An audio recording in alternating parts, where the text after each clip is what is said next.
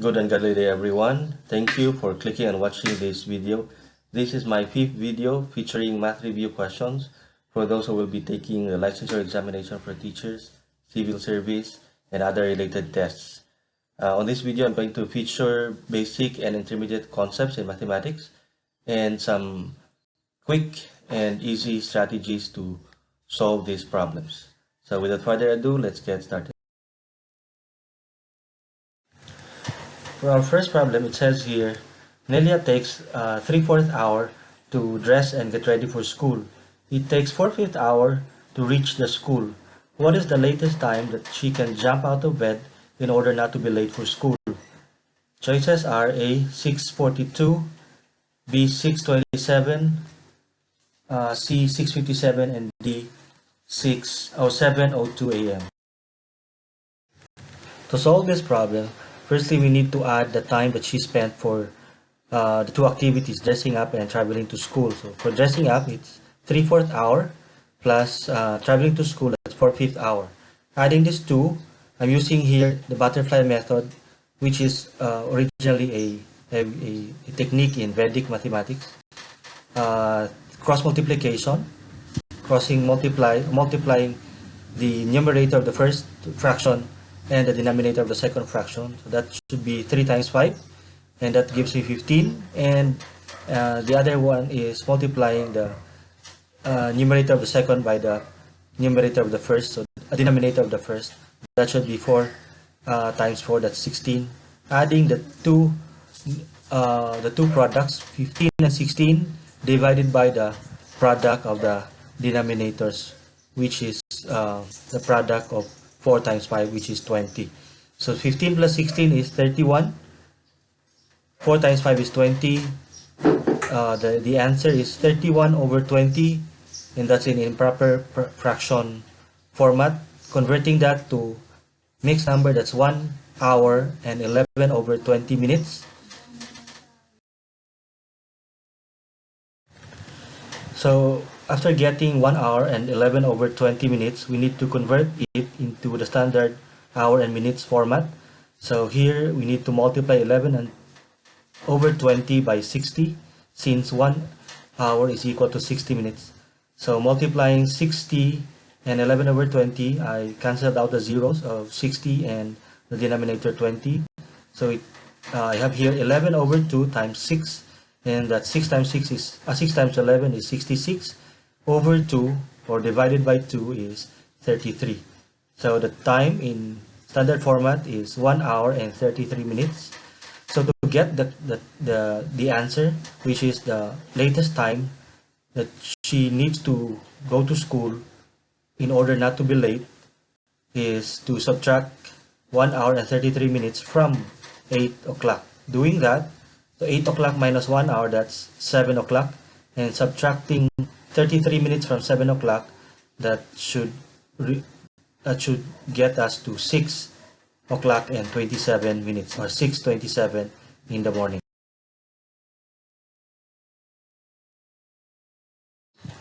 Therefore, the correct answer for our first question is letter B, 6 and 27, or 6:27 in the morning. Our second problem, in a playground for kindergarten kids, 18 children are riding tricycles or bicycles. If there are 43 wheels in all, how many tricycles are there? The choices are A, 9, B, 8, C, 7, and D, 11.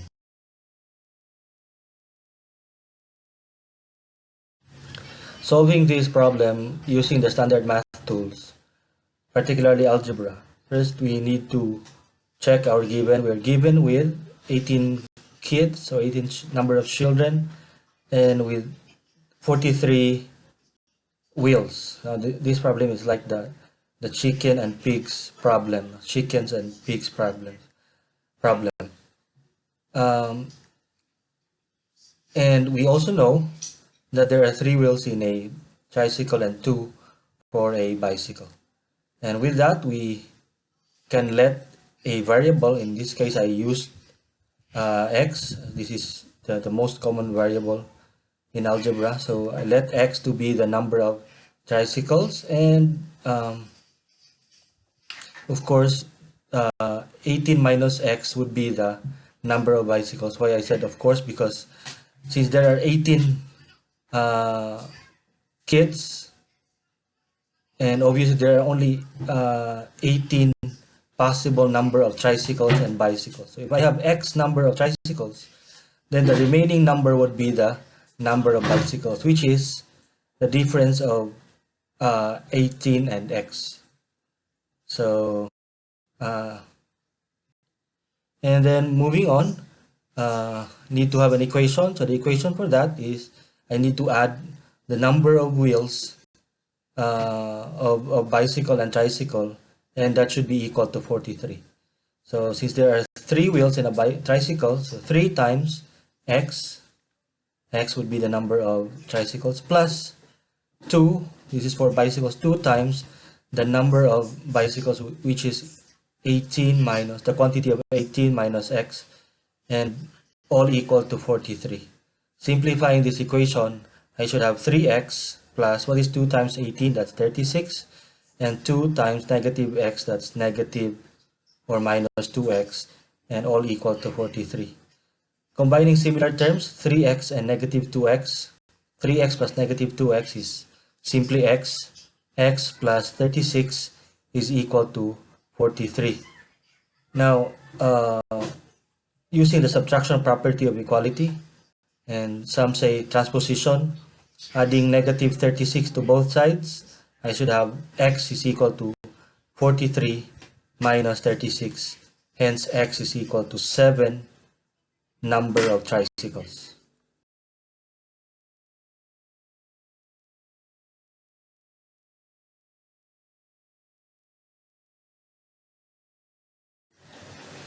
Now, to compensate for the missing or lost 7 wheels, what I do is to distribute 7 wheels to 7 square units. So I just need to add 1 per square unit. So the 2 wheels or 2W there becomes 3W, representing 3 wheels or tricycles. So I now have 7 tricycles. By adding 1 unit or 1 wheel to 7 units, I now have 7 units with 3 wheels and 11 units with 2 wheels.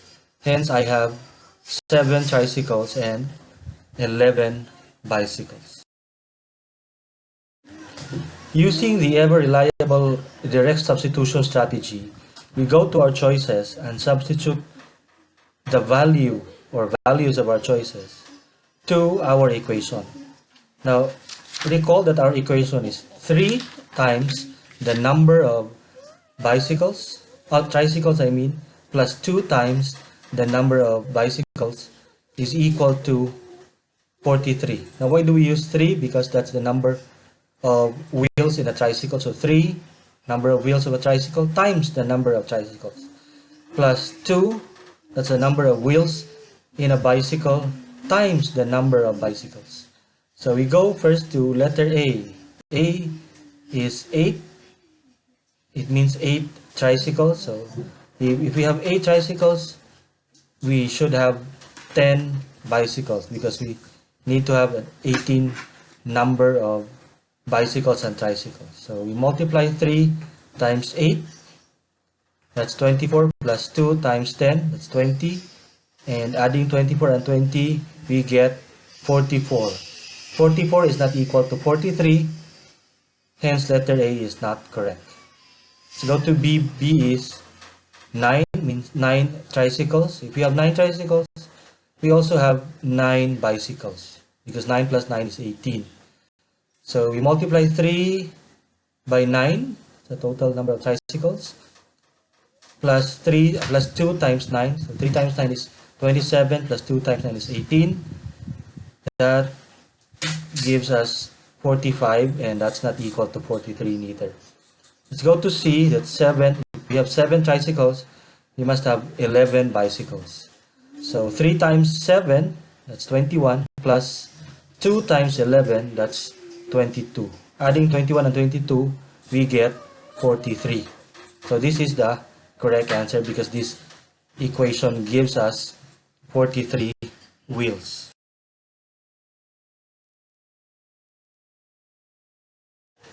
So for our question number 2, the correct answer is letter C, 7 tricycles. So for our third problem, which of these has the longest perimeter? The choices are A, a square 21 cm on a side, B, a rectangle 19 cm long and 24 cm wide, C, an equilateral triangle whose side is 28 cm, D, a right triangle whose two legs are 24 and 32 cm. Going straight to our solution, firstly we need to recall the concept of perimeter. Finding the perimeter is simply finding the total length of the dimensions given, or the sum of the dimensions given. So for letter A, we're given with a square whose side is 21 cm. So to find the perimeter, we simply multiply 21 by 4 since there are 4 equal sides in a square. So 4 times 21 is equal to 84 cm. So the perimeter of this square is 84 cm. Going to letter B, we're given with a rectangle whose length is 19 cm and width of 24 cm. So to find the perimeter, we add length and width. So 19 plus 24, that's 43 times 2, and that gives us 86 cm. So in this case, B is longer than A.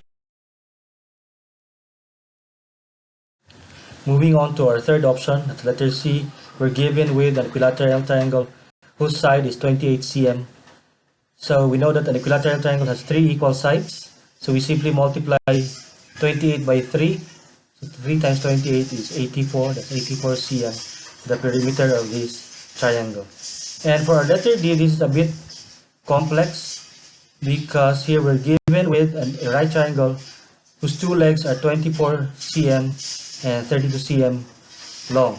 In this case, we have a missing dimension, which is the hypotenuse. So to find or to solve for the hypotenuse, we go back to our Pythagorean theorem formula, which is C is equal to the square root of A squared plus B squared. So we're given with A as 24 and B as 32. So to find out C, we have square root of 24 squared plus 32 squared. That is the square root of 576 plus 1024, and that is equal to the square root of 1600, which is equal to 40. So our hypotenuse is 40 cm long. Adding the 3 dimensions, the 2 legs and the hypotenuse, so that means 24 plus 32 plus 40, that gives us 96. Hence, the longest perimeter is in letter D for our right triangle.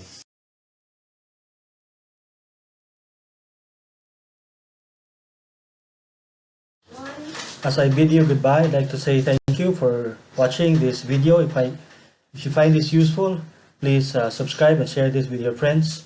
I am also leaving you with a verse from the book of Proverbs. It's in chapter 3, verses 5 and 6. It says here, "Trust in the Lord with all of your heart and lean not on your own understanding.